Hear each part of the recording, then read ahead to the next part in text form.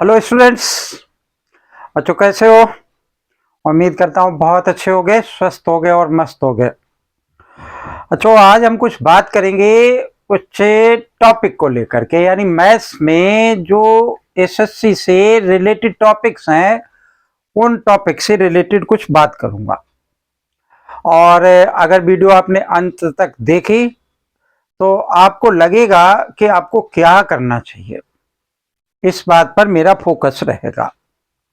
यहाँ हमने क्या लिख रखा है कि एसएससी मैथ्स कंटेंट। बच्चों ये बैंक में भी हो सकता है, ऐसा नहीं है कि सिर्फ एसएससी के लिए ही है, बैंक में भी हो सकता है। ऐसा मतलब जितने भी हमारे सिविल सर्विसेज के वो छोड़ दो, बाकी सबके लिए जो है ऐसा सब में हेल्प करेगी ये वीडियो।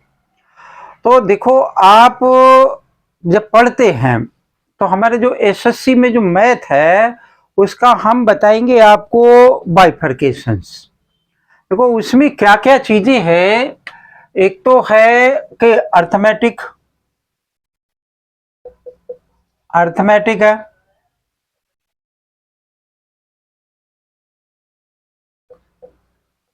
ठीक है, एक तो है अर्थमेटिक। और दूसरा पार्ट जो हुआ करता है वो किसका है कि अलजेब्रा का है। और तीसरा पार्ट हमने मान लिया कि ज्योमेट्री है।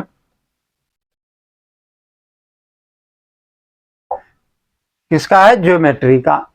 थोड़ी सी ट्रिग्नोमेट्री इन्वॉल्व है, जिसमें कि ट्रिग्नोमेट्री में हाइट और डिस्टेंस और इंट्रोडक्शन टू द ट्रिग्नोमेट्री है एसएससी लेवल तक। वो भी सभी एग्जाम से में नहीं है, सिर्फ किसमें है कि सीजीएल में है, कंबाइंड ग्रेजुएट लेवल T1 में और T2 में है। तो हम आपके जगह पर खड़े होकर के बात करना चाहते हैं आपसे।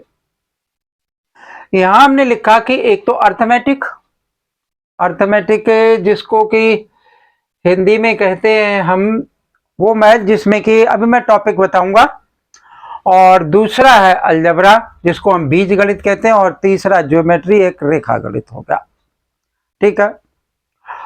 अब देखो बच्चे, जैसे ये अर्थमेटिक है, अर्थमेटिक के कितने क्वेश्चंस होते हैं और जो अर्थमेटिक के कितने क्वेश्चंस के साथ में कितने चैप्टर्स हुआ करते हैं, तो कितनों चैप्टर्स के लिए मुझे कितने क्वेश्चन के साथ में एफर्ट करना पड़ेगा, इस पर मेरा फोकस होगा। तो देखो कि जैसे एक नंबर सिस्टम होता है, संख्या पद्धति जिसको हिंदी में कहते हैं ये नंबर सिस्टम। अब नंबर सिस्टम में बच्चे, नंबर सिस्टम में एक तो क्या है कि एलसीएम एचसीएफ भी है, नंबर सीरीज भी है। हालांकि बहुत अच्छा सा चैप्टर है, क्योंकि ये सिर्फ हमारे जो सीजीएल है उसमें इससे रिलेटेड कुछ कम क्वेश्चन होते हैं। क्यों कम होते हैं? क्योंकि वो जो हमारा पहले वाला टॉप पार्ट है कि नंबर एनालॉजी या रीजनिंग में, उसमें इसके क्वेश्चंस कुछ पहुंच जाते हैं। तो इसलिए ये जो अर्थमेटिक वाला जो हमारा इसका मैथ वाला पार्ट है, उस वाले पार्ट में नंबर सिस्टम के कम क्वेश्चंस हुआ करते हैं, या वो दूसरे फॉर्मेट में होते हैं, जैसे एलसीएम निकालना है, एचसीएफ निकालना है।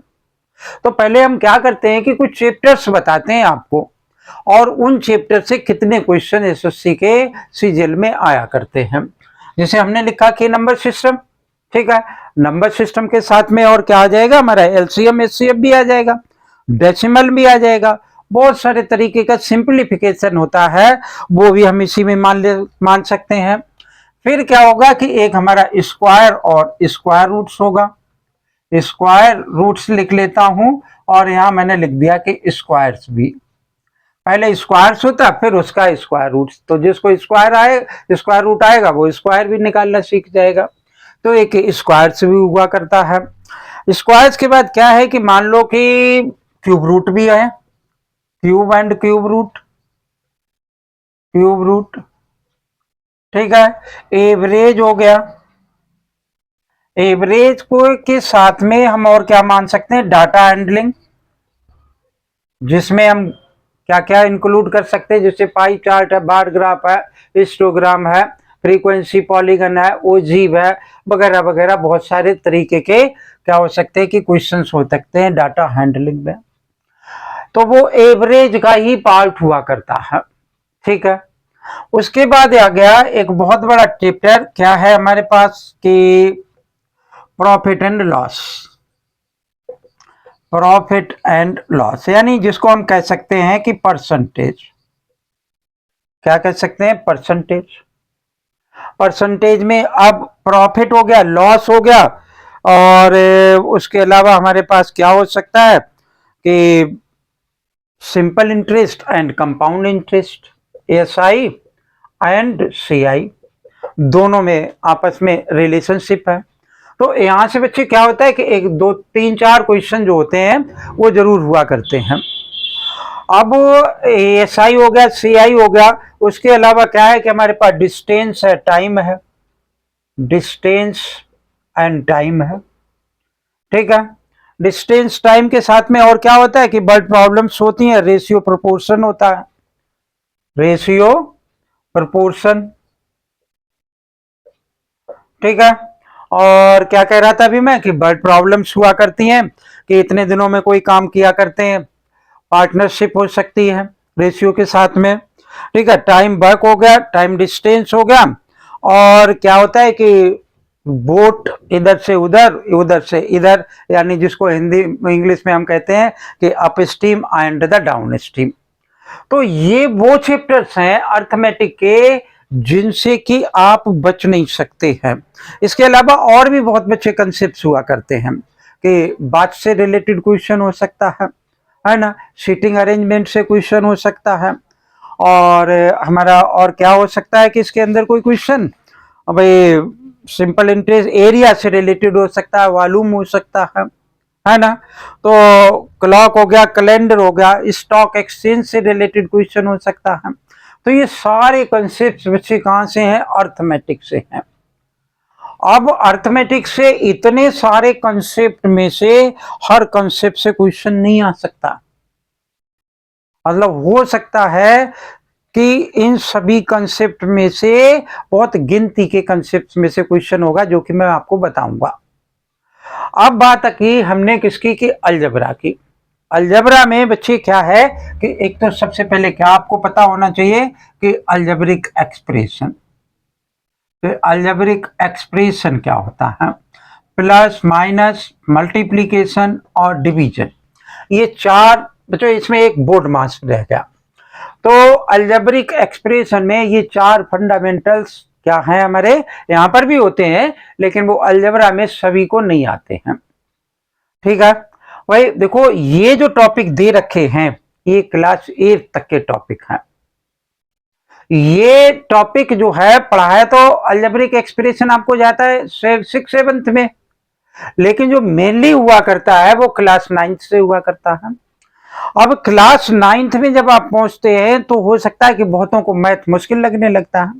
क्यों मुश्किल लगने लगता है कि इन टॉपिक में से तो वो कुछ कर लेते थे, लेकिन जैसे ही अलजबरा हुआ टीचर कहता है जब जिसको अलजबरा नहीं आएगा वो 9-10 में मैथ नहीं पढ़ेगा, क्योंकि algebra is a basic part, जिसको अलजबरा आएगा वही अच्छा कर पाएगा।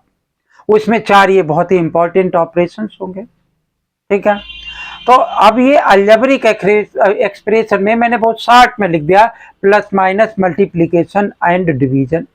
उसके बाद क्या होगा कि अलजेब्रिक आइडेंटिटीज होंगी, आइडेंटिटीज। ठीक है, आइडेंटिटीज के बाद में क्या होगा? फैक्टर्स होगा, और फैक्टर के बाद ऐसा कुछ अलजेब्रा में बचता नहीं है जो कि और बताया जाए। डिवीजन हो गया, मल्टीप्लीकेशन बहुत बड़ा टॉपिक हो गया, हम बताएंगे, ये आपको कराएंगे। अब थर्ड पार्ट बच्चों क्या हो गया कि हमारा ज्योमेट्री। अब ज्योमेट्री में एक डॉट से शुरू होता है और डायग्राम कैसा भी हो सकता है, यानी एक डॉट से शुरू हुआ, लाइन बनी, लाइन सेगमेंट बन गया। ठीक है, लाइन सेगमेंट के बाद क्या बन गया कि कुछ भी हो सकता है डायग्राम। मान लो कि हमने एक एंगल बना लिया, एंगल के बाद हमने क्या बना लिया? एक ट्रायंगल बना लिया, ट्रायंगल के बाद एंगल्स में रिलेशनशिप बना ली। ठीक है ना, उसके बाद हमने क्या किया कि प्रॉपर्टीज पर आ गए इनकी, ट्रायंगल की बहुत सारी प्रॉपर्टीज है। फिर हम किस पे आ गए? सर्कल पर आ गए।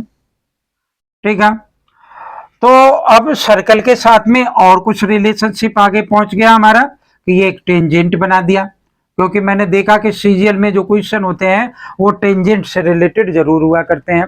इसको हम क्या कहते हैं? टेंजेंट कहते हैं, tangent to a circle. Hindi में शायद स्पर्श रेखा कहते हैं। ठीक है, चूंकि मैं पीजीटी मैथमेटिक्स हूँ एयरफोर्स स्कूल में, तो मेरा एसएससी से थोड़ा सा कम लिंक रहता है। मैं एनडीए और सीडीएस पर ज़्यादा फोकस करता हूँ। तो और वहाँ मेरे चूँकि कुछ बच्चे हर साल सेलेक्ट हो जाते हैं, तो मैंने देखा कि एसएससी में भी जो है कुछ बताया जा सकता बच्चों को, इसलिए भी ये वीडियो मैंने बनाने की कोशिश की है। उम्मीद है कि आपकी तरफ से मुझे बहुत अच्छा सा रिस्पांस मिलेगा और फिर मैं जो वीडियो बनाऊंगा वो आपके 100% आपको क्या करेंगे कि एक आप में नॉट ओनली द मोटिवेशनल, आपके अंदर एक कॉन्फिडेंस पैदा करेंगे, और जिसके अंदर जितना ज़्यादा कॉन्फिडेंस होगा कामयाबी का रेट भी उतना ही ज़्यादा होगा। अब देखो बच्चों, तो ये अलजबरा हो गया। अब अलजबरा जरूर पढ़ना पड़ेगा क्योंकि इनमें से तो बहुत सारे टॉपिक्स आपको आते हैं, या हम देखते हैं कि जो एसएससी की वीडियो डालने वाले लोग हैं, जो बड़े बड़े नाम मैंने देखे हैं, उनमें वो ज्यादातर फोकस इन पर किया करते हैं। इस पर उनका फोकस मिनिमम है या इस पर फोकस ना के बराबर है।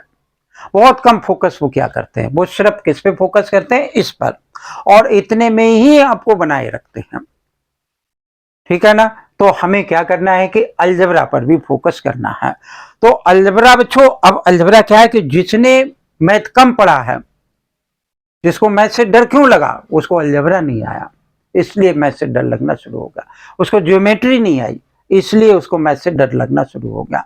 या फिर हम क्या कहते हैं कि एक ट्रिग्नोमेट्री होता है। अब ट्रिग्नोमेट्री जो बच्चे है वो सिर्फ सीजीएल में आया करती है, एसएससी के पेपर में सिर्फ सीजीएल में आया करते, बाकी ये सब बैंकिंग में भी आया करते हैं। तो ये ट्रिग्नोमेट्री सिर्फ सीजीएल का एक पार्ट है। तो ट्रिग्नोमेट्री में दो पार्ट हैं, एक तो इंट्रोडक्शन है, इंट्रोडक्शन, ठीक है, और दूसरा हमारा क्या है कि हाइट एंड डिस्टेंस है, यानी एप्लीकेशन ऑफ ट्रिग्नोमेट्री है। तो बहुत आसान से टॉपिक है, फार्मूला बेस्ड है, लेकिन प्रैक्टिस इनकी भी करनी पड़ेगी आपको। तो बच्चों, ओवरऑल मेरा कहने का मतलब क्या है कि सिर्फ इन टॉपिक को पढ़ने के बाद में आप एसएससी नहीं क्वालिफाई कर सकते हैं, इन टॉपिक पर भी आपको फोकस करना पड़ेगा। तो आप देखेंगे कि इन टॉपिक पर जो आप फोकस कर रहे हैं, वो मैंने बहुत सारे यूट्यूब से लर्न आउट किया, देखा कि इन टॉपिक्स को कम कराते, क्या कराते हैं कि ये ट्रिक वो ट्रिक, इस तरीके से ट्रिक्स बताया करते हैं। तो मैं आपको बताता हूं कि जैसे परसेंटेज लिखा है, यहाँ पे परसेंटेज ये ब्रैकेट मैंने लिख रखा है, जैसे परसेंटेज है या सिंपल इंटरेस्ट या कंपाउंड इंटरेस्ट है, आपको अगर 10 से 12 ट्रिक बता दी जाए, 10-12 ट्रिक में ये चैप्टर पूरा हो जाएगा। तो मैं आपको बताऊंगा इसमें ऐसी डिस्टेंस और टाइम है या रेशियो एंड प्रोपोर्शन है, इसमें से 2-4 ट्रिक बता दिया। मैंने देखा है कि उसी टाइप का क्वेश्चन क्या होता है कि पेपर में आया करता है, लेकिन इन पर ट्रिक नहीं बताते। इन पे ट्रिक क्या होता है कि इनकी आइडेंटिटीज होती हैं, फार्मूलेज होते हैं। हमें प्लस माइनस मल्टीप्लीकेशन डिवीजन नहीं आता अलजबरा का, तो बेसिक कंसेप्ट अलजबरा का सीखना बहुत जरूरी है। और जो हमारी ये ज्योमेट्री है, इस ज्योमेट्री के पार्ट को भी जब तक आप ये दोनों को बहुत अच्छे से नहीं करेंगे, तब तक एसएससी का एग्जाम क्वालिफाई नहीं हो पाएगा। और इस पर आपका कम फोकस होता है, आपका फोकस में लिखा होता है इस पर। तो बच्चों, 1 बाय 1 मैं आपको इन सभी का नेक्स्ट वीडियो में क्या करूंगा कि आपको हर एक वीडियो में कुछ नया इनसे रिलेटेड बताऊंगा। ठीक है, ये तो मैं बताऊंगा ही, लेकिन मैं इनको भी आपको बताऊंगा ताकि आपका कॉन्फिडेंस अप हो। और जितनी भी वीडियो मैं इनसे रिलेटेड अपलोड करें, मेरी आपसे हम्बल रिक्वेस्ट है कि आप उनको जरूर देखें, और देखें, कमेंट बॉक्स में जाएं और हमें बताएं कि क्या आपकी रिक्वायरमेंट है, तो मैं उस टाइप की वीडियो आपको अपलोड करूंगा। ठीक है, वीडियो अगर अच्छी लगे तो जरूर लाइक करें। चैनल अगर सब्सक्राइब नहीं कर रखा है तो चैनल को सब्सक्राइब कर लें। थैंक यू, जय हिंद।